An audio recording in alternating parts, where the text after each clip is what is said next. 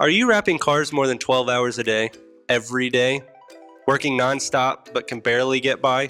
Burnout, missing deadlines, and wondering just how much longer you can keep this up? That was us too. We started our wrap shop buried under $250,000 in debt, and it felt absolutely impossible. But we dug out, built a profitable shop, and are still in the trenches of owning and operating a wrap shop. We're here to share what we learned along the way so that you don't make the same mistakes that we did. And we're here to help you with the business side of the wraps, like pricing, building a team, streamlining your systems, ultimately so that you can run your shop and your shop stops running you. Welcome to the Wrap Ops Podcast, brought to you by Wrap Fam Unleashed. Welcome to the Wrap Ops Podcast, but it's not Andrew or Tanner, it's their editor Bren here. Andrew and Tanner have just welcomed a new baby into the world. Congratulations, guys. So regular episodes will be back next week. In the meantime, here's a sneak peek from a live Q&A session they run every Thursday at 2 p.m. on the Wrap Institute. And if you're not a member yet, you can use the code WRAPOPS15 for 15% off your subscription. Today's main topic that I want to talk about is essentially shop morale. So a little bit about myself. My wife and I run Performance Wraps, a vehicle wrap shop in Dayton, Ohio. Fluctuates, but we have about 10 employees, do over $1 million a year at this point. Started on the futon in the back of the shop, a mountain of debt and the whole nine. Very similar entrepreneurship or entrepreneurial story than probably many of you. And since then, we started Wrap Ups, a podcast where we essentially talk about what we've learned along the way and how we've built our shop. And I'm definitely not going to sit here and act like we know it all, but we have messed up enough to talk about what we've learned along the way. And that's kind of what we've done the whole podcast about. The Wrap Institute was generous enough and believed in us enough to kind of do this partnership where we go live every Thursday at 2 about a different topic. So again, today's topic is shop morale. As far as you guys in the room, give me an idea of what your kind of shop makeup is. Like, is it kind of is it just you, one man band, or how many employees do you guys have? So owner with 3 employees, solid. Okay, so Sean, you got 3 installers. Okay, 1 teardown or prep guy and 1 admin, so 4, 5 over there. Cool. Staff lunches and Friday beers are the best. I like that. We do something similar. So this is one thing I would definitely push for both you guys here is employee one-to-ones. So like check in with your staff, ideally on a weekly or a bi-weekly standpoint, and just ask them about themselves. So like you can Google a bunch of different structure around the how to structure that employee one-to-one. But the idea is to keep it positive, but you get to know them. You understand their pressures and stuff outside of work, their goals and stuff like that. And where I'm going with this in regards to those staff lunches and the Friday beers is we had one staff member that is just very socially awkward, for lack of a better term. And in the same time, we wanted to start doing those, kind of lunches with the team. Well, we actually just put her in charge of it. So every other week we do a team lunch, and whether it's someone's birthday or work anniversary, if there's a kind of a significant milestone amongst a team member around that scheduled team lunch, it's actually her job to go to that person and ask them what they want for lunch. Like they decide what everyone gets. And then she also then goes to every team member asking for their order. So to kind of help with shop morale and that culture is one, we're doing the team lunches, but we actually even then delegated that to someone on the team that had a kind of a social goal to just be more social within the team. So it kind of really helps build that structure. It gives another contact point or forced communication between the team. Um, Friday beers, fair warning, Riley, that may not scale well. It might, but we've had some issues. We were doing Taco Tuesday, and there's a taco bar that's right behind our shop. And very quickly, this was probably between 3 to 7 installers. Uh, it's just started to get a little wishy-washy, like people probably drinking a little too much, like driving home that, I don't know, probably should have Ubered home. just a decent amount of immaturity that eventually grew from that, unfortunately. So by all means, hopefully you have some good team members that can handle themselves, but we have not always been that blessed. And those Taco Tuesdays that turned into 2 or 3 or 4 margaritas did not necessarily end well for us. We actually killed that and moved it to the team lunches. We also now have a different staff too. Like we have staff members with kids that are married, stuff like that. So staying out late is just not something that they can necessarily do, but they really like those team lunches. Sean, I'll pick on you. What's something you're doing to kind of help with shop morale over there? John, welcome to the chat. It's been too long. Good to see you, bro. You too. Are you at the summit? I am not. I am in the middle of like three moves all at one time. We're moving our shop in Hawaii. My wife and I are moving to a new spot in Texas, selling the home, and also moving to Illinois. So Wow. uh, I feel like an amoeba. I'm just defined in three different ways. But man, I'm really bummed to miss that summit too. It's always so good and really cool people and great relationships and all that. And been there since the beginning, the first couple of years. And man, I was hoping to never miss one. But this year I had no choices, either that or probably have to file for divorce if Yeah. I took off on her. So Ironically, same thing for me. I missed it this year because we just had our first child 2 I've weeks been ago. seeing that. Adorable. Yeah. Congratulations. That's Cool. awesome. Well, John, I'm gonna pick on you a little bit here. So, kind of the whole point of what we're doing here, I think this is the first one you've jumped on. You know me more personally than most, but we started Rap Ops, the podcast. We're literally just, I'm not ever gonna sit here and act like I know it all, but I've messed up enough to be able to talk about that at least. And then uh, TWI was nice enough to kind of do this partnership where every Thursday at 2 we go live with a Q&A and kind of a topic. Shop morale is this week's topic. So far, we just kind of recently jumped into the chat here, and we haven't gotten much further than just kind of doing the company lunches, those team lunches, or going out for beers after. I'd love to hear kind of your input from how you help build that shop morale or culture. There's a bunch of trigger words there. Yeah. Oh, great question. Great topic. Just for the people that don't know me or know my situation, my business is on the island of Oahu in Hawaii, but I reside on the mainland. I lived in Hawaii for 20 years, and then dad passed, and so only child, and been taking care of mom, and then I met the love of my life, and then just life, right? Yeah. Kind of happens. So I'm not there to do kind of the morale type things. I'm big into just words of affirmation a lot of times too. Showing it, food always great help, money always a great help, and then just really the morale is trying to create an environment that they're comfortable in, letting them know that hey, I care. I want you in an air conditioned environment. I don't want you on your knees. Here's something, to make you more comfortable, getting them the right tools.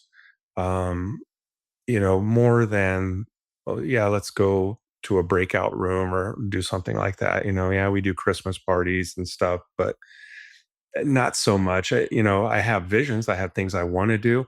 I really want to get one of those high end racing gaming simulators with the Mhm. three monitors, man. I'm just like, oh, just like one big fleet, one nice job. And I would love to do that just to have fun thing, ping pong table. Yeah. These are things that are in my mind that I want in the shop of my dreams, so to speak. But yeah, I could definitely get better at probably creating more morale. But it's, I check in with everybody. I have daily warm up calls with my partners. I have biweekly team meetings with them, and then I have biweekly one-on-ones with them. But that's just our time to kind of connect and see what's going on in their lives with their kids or their girlfriends, things like that. And even with like the installers, I have weekly conversations with them too. We're constantly texting back and forth. Yeah, find something on the Rap Institute. I'll send it to them. Hey, what do you think about this tool? What do you think about this technique? Just a way to stay engaged with them. It's Yeah. kind of that's what I do anyway. I Um, I I love it. It's actually funny because right before you jumped into the call, that was something that I hinted on actually was that we do biweekly one-to-ones with every one of our team members. And exactly what you said, it almost you could obviously be like, hey, here's a skill, deficit we have, and we need to get you some training, and we need to improve here. But at 90% of those conversations are all about how's the wife, how's the kids, how's the girlfriend, how's the boyfriend, and how's mom? Hey, dad had shoulder surgery. How's he recovering? It's 100% like those. That's where you build that relationship and have the kind of you're building that morale and that culture within the shop there.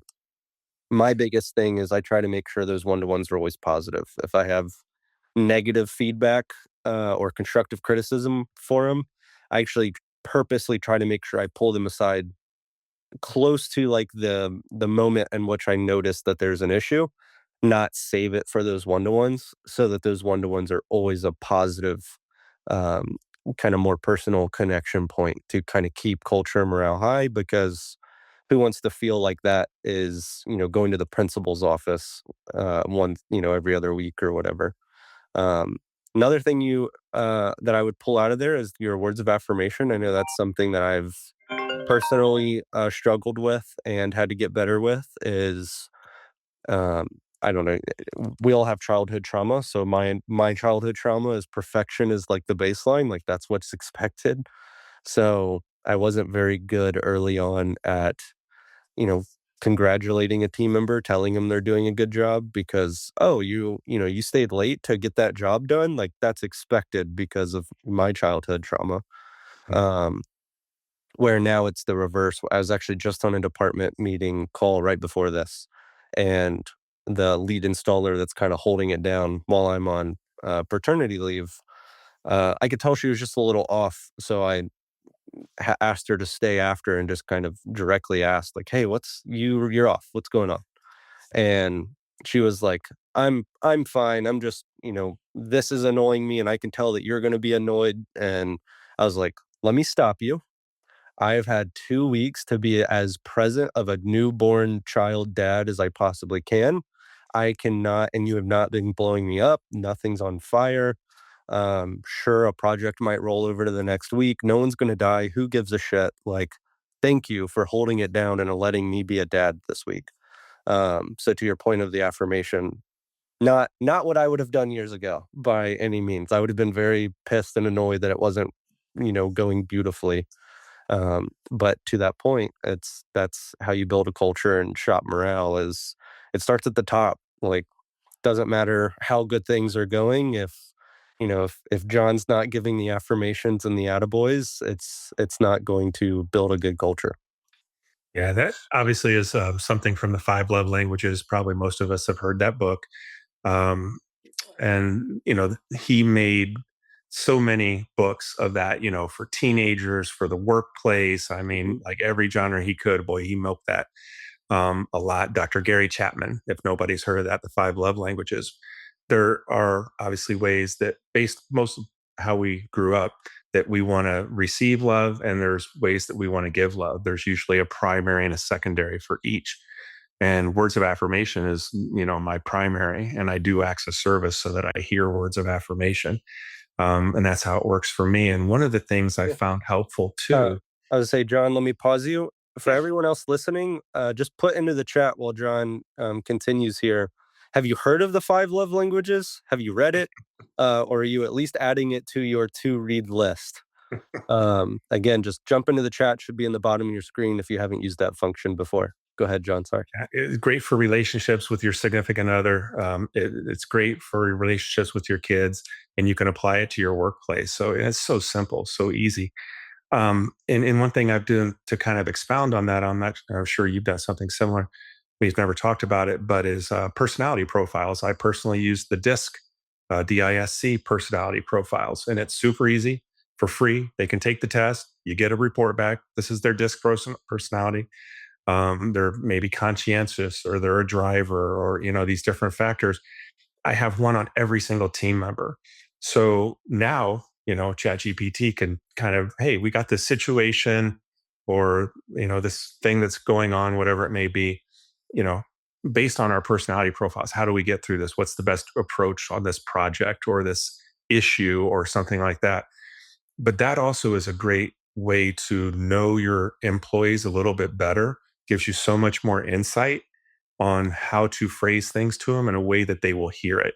Because you may, most of the time, we're probably talking to our people the way we want to hear, the way we are used to having been communicated with. And they grew up in a completely different environment. They've had a completely different set of circumstances in their lives. And so to understand that nuance of that person really helps as a leader connect with connect with them better. Yeah. No, I love it. We, similar to DISC, we recently just had everyone do the Enneagram test, Hmm. which is just a kind of a similar personality test. The huge thing to any of you guys that haven't done a DISC analysis or an Enneagram or any of those personality tests is, again, the whole topic today is that shot morale in the culture. And I'm a firm believer that that starts at the top. Is when you do those assessments on yourself, you learn about yourself, which is equally as important as understanding each of your team members. How I had joked before, like my biggest fear is not feeling good enough. So, again, we all have childhood trauma, so like, we can root it back. But nonetheless, my team sent me a picture or just into our Slack chat of our issues list, which is a fancy word for just my team gets together. We put on a whiteboard, the issues that we feel like we're having as a shop. So as a team, we can put solutions together. Anyway, one of them triggered me because I thought I had already put some really good things in place to solve that problem. And someone put it on the board that they were feeling like it was an issue. And my knee jerk reaction internally was um, pretty pissed of just like, what do you like? Obviously in my head, I'm like, cussing the team out of why is that an issue? I've put so much work into solving that problem. And it really just goes back to that my Enneagram makeup of biggest fear not feeling good enough. I had to swallow that first and then be like, okay, so when I get back to work on Monday, that's going to be one of the first things I pull that person aside and be like, hey, I want to hear why this isn't going well.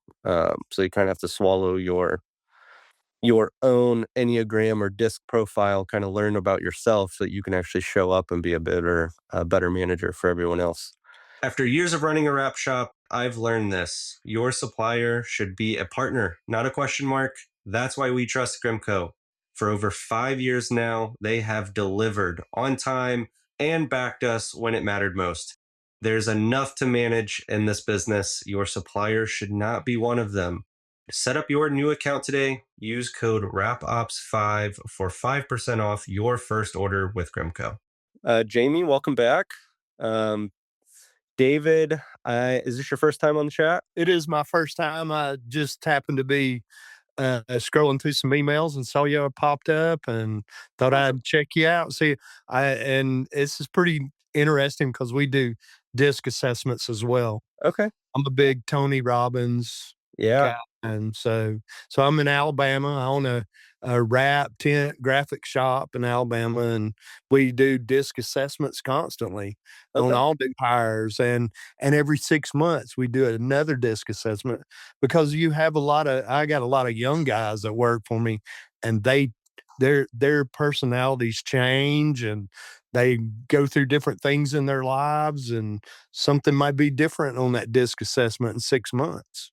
Yeah, no, that's fair. We don't do them that often, but every year we Yeah. redo the test for sure. How big of a team are you working with? I have 9 guys that work Okay. for me. Yeah, Yeah. so I have some that specialize in commercial window tinting, some specialize in auto tinting. Mhm. The rest of the guys are PPF and wrap guys. No, fair. So, 9 people I mean, that's a team to have to manage. That's Yeah, definitely, um just a little bit. yeah, and I Yeah, I think that's there with people in the chat, we have all the way down to just husband and wife duo to sure. 2 or 3 team members and, That's obviously exactly the way I started, yeah. So you know? how have you navigated that, kinda shop morale or good company culture along the way? Well, I think you have to, like, listen is the main thing. Yeah. Not be reactive, listen Yeah. to people's problem. But I try to tell my crew is let's try to leave home at the door. Yeah. And if there's something we need to talk about afterwards, I'll give you 30, 45 minutes after work and we'll talk about what's going on in your personal life. Yeah. I want to know, like when I hire somebody, I want to meet their spouse. Yeah. Let's go have dinner. I Yeah. want to see what you're dealing with at home. I don't even know if your spouse might not even it might kick you out of uh, being an employee. Yeah. Because if you got a spouse that's a drunk, I probably don't want to hire you. Yeah. No, You know? that's fair. I mean, I think my wife and I run our shop and we're about a team of 10 now, and we stress all the time of just how important that significant other decision is. It Oh is yeah, the most important decision you'll ever make that's because right. they will either, help push you and drive you and motivate you, or they will just as quickly drag you down, tear you down, and hold you down. So, Yeah, as far as you can go. yeah. So As far yeah, as no, you can go. that's huge, because it's in when I talk to Tanner as my wife, and kinda what I refer to there is, there's only 8 hours a day that we can control, but there's 16 hours a day that's affecting that person as an individual that I have no say or control over. So, Exactly. yeah, to your point, if that significant other is against you, that's a big issue. So we definitely Well, try to show a lot of love I there. I look for a significant other in these guys that supports them, Mhm. that says, "Hey, I want you to do well. Let's do it," and we try to have functions where we're all doing, bring your wife and your children Yeah. and let's hang out away from the shop. Mhm. Let's get away from the shop. Let's talk about life and other things because the shop's not life. If that's all you care about and if that's all I cared about was money, money, money, money, money, I Yeah. care about these guys. I have a vested interest. Yeah. I worry about them sometimes making the paychecks and what's going on in your life. Come to me if you've got something. Like I had one of the guys the other day said, "I don't know what I'm going to do. I can't afford tires for my truck," and I was like, "Well, just go get some and let me know. I'll pay for them, and we'll take a little bit out of your check every month." Yeah. He said, "I can do that." Of course. I need you to be at work. Yeah. I don't Yeah. need you broke down on the side of the road. Let's work it out. You got problems. Let's see if we can find a solution to it. And when the guys work for me, they're kind of like my family. Yeah. That's the way I want to. That's the way I want them to feel. Yeah. Is like they're part of the family. And that way to me, these guys have a more vested interest in my business. Yeah. Even though they don't own any of it, they say, "Well, hey, I'm gonna do the best I can for this because I'm putting my heart and soul into it." Yeah. No, and I think you're definitely feeling the same thing that we did as well as we started growing our team is now at this point, and I'm at fault of this early on of just thinking I was Superman, and it was like, Yeah. just, get out of my way. I'll make this shit happen. If we're late on Right. a deadline, like you're not willing to stay over, piss off. I'll get it done. Right. Yeah. Well, But the hardest thing to do, or the hardest thing for me to do, was to delegate yeah. other things in the shop and let you handle it, like, and Yeah. let you make the mistakes and learn from it, where mistakes I'd already made that these people wouldn't make, but they have to make those mistakes and Yeah. learn from them. They have to learn. And you have to be able to let that go if you ever wanna be a real business owner, Mhm. you know? You Yeah, can't no, that's my why I have 9 guys working for me. I can't do it all. Exactly. That's what I was gonna say. There definitely gets to a point where it's like it doesn't matter how big your ego is, there will be a point in scale and size that you have Right, to come to the realization it is bigger than you, and there's right. no chance that you can do it all on your own You anymore. just And you're Your SOPs are probably the most important thing that you can do Yeah. is write your SOPs down and create a book or create a file and say, if I'm not here and this arises, this is Yes. how I'd have you handle it.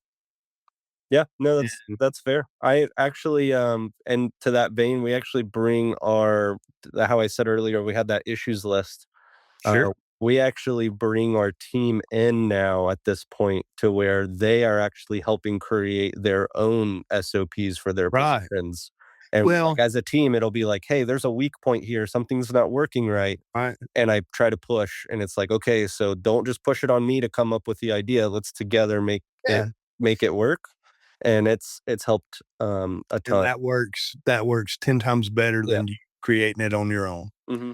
Yeah, because I they think feel like they've got a vested interest in creating that. Yeah, I think Hell, if I was mic'd up in the shop, something that I say all the time is my goal is to be the least important person here.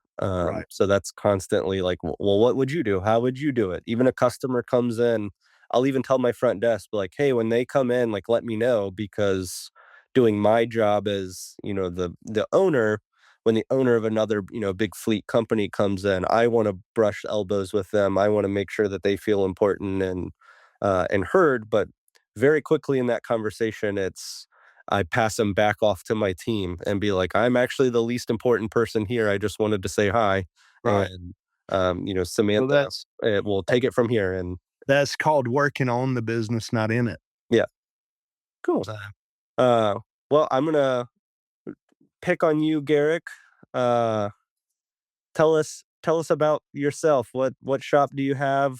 How many employees do you have? And then again, today's topic is that shop morale and culture. Would love to hear what you're currently doing. So I have a wrap spot here in Gainesville, Florida. Okay. There's three of us, me and an installer and a production guy. Uh, and I would say I mimic a lot of what David was saying in the listening and understanding what individual needs are versus just kind of assuming that all people have the same wants and needs and goals and aspirations. So for me, it's about trying to figure out what those individual things are, and then making sure that when we address maybe like uh, like bonuses or something like that, that they're kind of maybe a little more customized for that individual or their expectations or needs or so forth. So I think that's a big part of it. I also think that we're looking for building something bigger. So I think as we look at expanding locations, Mhm. people that are coming on board are looking at the opportunity that they'll be on board for the next location or the next one or something like that. Okay. Yeah, no, that's fair. One thing that I've learned along the way in regards to that is we're trying to continue building and wanting to build something bigger and bigger. Where I definitely have gone wrong is not as far as like, the CEO, the visionary. Definitely wasn't always the greatest about communicating what we were doing. Is we've all heard the laws of marketing. If they have to see you, 7 times before they trust you or before they even hear what you're trying to say. I was not following that same methodology with my own team. I would do like one quarterly address of like, this is what I'm working on. And then I would not say anything again about it for months. And it definitely hurt early on of like, oh, he's just in his office, or actually, I would be in my office working, but their interpretation was I was on my yacht having a good time. And it's like, no, I'm literally just at the front of the building working. Or who Right. knows? They probably thought I was on scrolling on Facebook Marketplace or something. But Well, anyway, I that was think that just every position feels like their position is doing something, and if they don't see what the other positions are doing, a lot of mhm, times they don't realize that like if you're an installer and you don't see the sales process and you don't see the proofing yeah, process and you don't see the ordering process and you don't see the lamination and the yeah, printing and all the different things, a lot of times you start to feel like you're the one doing the work because at the end of the day, that's the piece that really gets seen. yeah, um, so I think there's another communication level aside from all of that, and that's just everybody kind of talking about what they do. Maybe a quick meeting each morning about recapping what needs to be done, because like production is an important piece as well. And I think it's not quite as noticeable. Sales is a part that, and I think we talk about a lot about following up with customers, and it's time consuming. We talk about how time consuming that can be. And so it might not be the hardest physical work in the world, but a lot of times it is something that's going on behind the scenes that the other team members might not see. So we try to talk about that a little bit. Yeah, no, that's a great point. Sales is definitely one of the hardest ones to communicate, especially from so our story was my wife and I started, we were on the futon in the back of the shop, and then Everybody thinks the slowly as salesperson just shows up, does nothing, and moves on. And Mhm. It's yeah, been a big it's been, one of the biggest communication hurdles for myself to the team to keep morale high, to keep the culture good, but for them to not think that I'm just the owner on my yacht. It's like, "I'm not in the shop today because you guys are good, I trust you, the shop is full, and you guys are gonna nail it. I need to make sure you have work next week." So sure. that's where I need to focus. And, theoretically, it's not we all know the production schedules here, but it's one of those, like, if I don't see work on the schedule, 3 or 4 weeks from now, I'm panicky. Like, we're good now, but I need to make sure that the pipeline is full, and that's one of my biggest roles, active roles within the shop at the moment, until we develop that, business development, uh, We have a big role. calendar showing what days are full, and if a spot's empty, I think everybody realizes that that could be an issue. So we're trying to look a little bit further ahead, try to fill up those slots a little bit in advance. And I think one of the benefits of this industry is that large percentage, if not most of it, is scheduled, and so you Yeah, can know further out what your pipeline's looking like if you and with a calendar on the wall you can show a couple of months and for people and to say to folks, hey, if this isn't filled, this is where our goal is, keep it filled and get it filled. yeah, yeah, no, I love that. Well, We we have a have about column, go we have a ahead. column that just shows stuff that's could be filled in also, things that could just be filled in. And so you'll hear people say, okay, well, if that doesn't work out, can we bring this one over and move it in? Yeah. Cool. Well, we have about 5 minutes left in the call. So one thing in regards to shop morale and culture I wanted to talk about, and I definitely want to hear some feedback here, is how do you keep shop morale and culture high when things are going bad? It's super easy to keep a happy team when everything's just rolling and smooth sailing, but how do you guys keep a good shop morale and culture when, when the things are hitting the fan, deadlines aren't being hit, you know, who knows what type of drama and stuff is happening, on the floor. How are you guys keeping culture high then? For me, it's whatever my attitude is gets transferred over. If I start getting upset, other people start. What was that, Hunter? Mhm. Yeah, no, that's very fair. John and I had a good conversation there. Is it very much starts at the top. So that's good. When shit's hitting the fan as the leader, you have to stay positive and control that narrative. David, you have a team of 9. How are you keeping things Well, positive? it's funny. The Hunter's sitting over here across from my desk, and he's like, "You just yell, you just yell." That's funny. Uh, So, but he, just said they, as like Hunter says, they never know what's gonna like what kind of mood I'm in. It really just depends. They'll be over there like Dave's gonna explode, and I'm like, just handle it. yeah, At the end of the day, I just care that my customer's happy. At yeah, the end and that's all we need to focus on is doing it the best job. All I can ask is your best yeah. all day long. That's all I tell my guys is just do your best, and that's all I can ask from you. Yeah, no, that's fair. Well, to Mm. kind of wrap up here, I think one thing that I would definitely, as far as a takeaway goes, if you haven't, if you haven't read it, or if you haven't read it this month, let's go reread the Five Love Languages. I think John shouted that out. That was a really good ad. Two other books I would love to add to you guys is Radical Candor. by Kim Scott. That's a really good book to read. And then Extreme Ownership by Jocko Wilkinson. I might have messed up his last name there. But those 3 books are going to be really good to read as far as keeping a good shop morale and a culture. Um, and then outside of that, again, huge selfish ask here is Wrap Ops the podcast is a podcast. Episodes go live every Tuesday, new episode every week. It's my wife and I that ran it. We started our shop on the futon with $250,000 in debt and grew it to what it is now.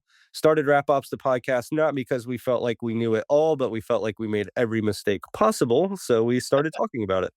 And it is a legit ass podcast. Like we have a podcast producer and all of that. So every Tuesday, a podcast goes live on wherever you find your podcast. So Apple, Spotify, YouTube. Would love to subscribe, and we will keep coming every Thursday at 2 p.m.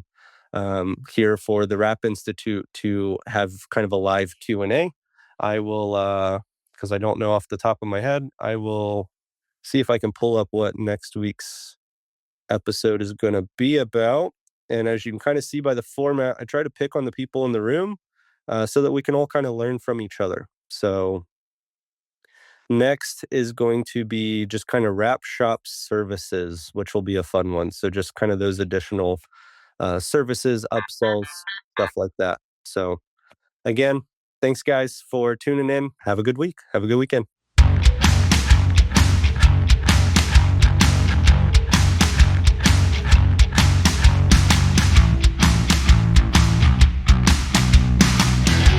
The Rap Institute, the largest online rap training platform, now with a special offer. Use our code RAPOPS15 for 15% off your order.